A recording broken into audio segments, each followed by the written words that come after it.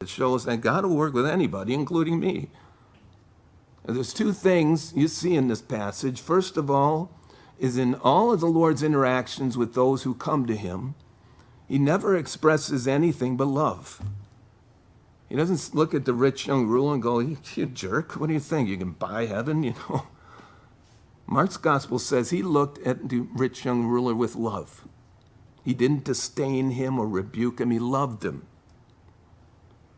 But, you know, and not with some superficial emotional love, not just anything to make him feel good so the rich young ruler would like me kind of love. No, he loved him by telling him the truth.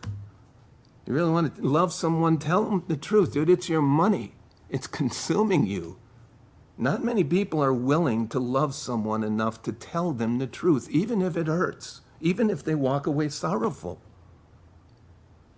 I mean, a lot of people, they'll tell you anything you want to hear. A lot of pastors will tell you anything you want to hear, dude. Just put your money in the can, okay?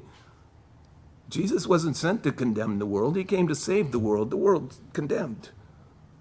He doesn't rebuke these selfish disciples either. And they're like, come on, what do we...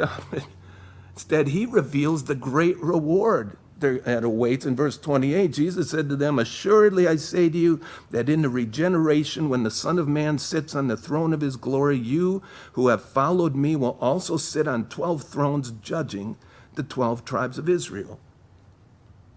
At this point in their relationship with Jesus, they're probably thinking, well, that's great, but what do I get right now, dude? Do I get like a new boat or something? You know, I mean, that's probably their mentality. But Jesus reveals to these men the position that they will be given in the coming kingdom age, when Christ rules on earth for 1,000 years. We've been studying this in our Friday study of Isaiah. His apostles, with the exception of Judas Iscariot, were to be given positions of authority in that future age. Obviously, they had a long way to go before receiving such an honor, because the question Peter asked in verse 27 revealed a selfish heart no different than the rich young ruler. Their heart was no different than that man who came running up to Jesus.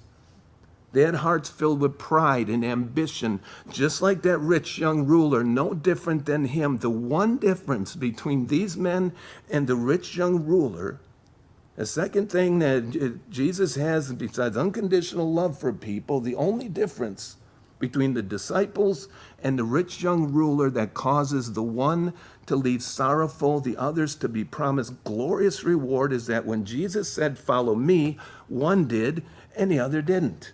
That's the only difference. That is the basis for any hope of glory. The promise of eternal rewards are given to all who follow him.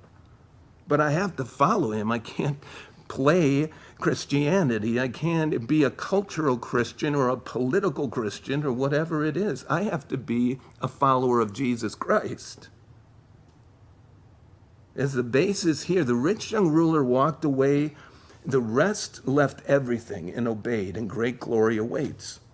I'm called to follow unconditionally, and he does the rest. And the promise in verse 29 is that everyone who has left houses, brothers, sisters, father, mother, wife, children, or land, property, for my sake, for my name's sake, shall receive 100-fold and inherit eternal life.